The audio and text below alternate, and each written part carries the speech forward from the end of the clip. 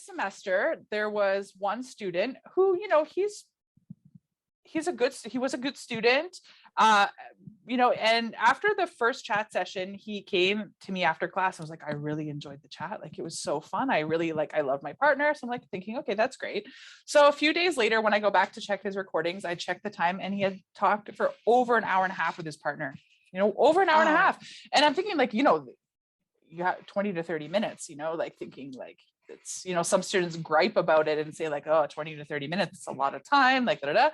And when I looked at the video, I'm like, there's no way, like he must have just like left the platform open. Like, I don't know what happened, or like they played a video, they played some video game at the same time.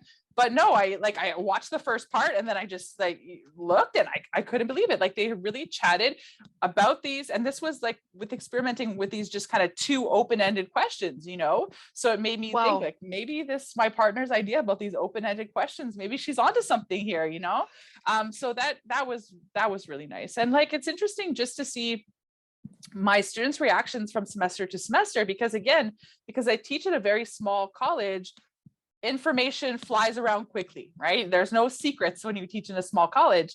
And so when I presented this semester, the project to my students, the first class, I literally had those little reactions like my 7-year-old son would have of like, oh, yes, like students were excited that this group, that because they had heard the experiences of the students that I had in the fall semester and how well it had gone with their partners in Vietnam. They were like pumped. They were like very excited that they were going to get to do this project as well. So that's, that's a nice thing, because it means that on their spare time, they're talking about World Chat to their colleagues at the college, So I think that's a real testament to the buy-in that students have, that they really enjoy it. It's not just like extra coursework, like, oh, I have to do this for my, my speaking mark in my English class, it has to get done, that they legitimately enjoy doing it. So that for me was like a real indicator when I presented the project in January this year, a real indicator that this was going well.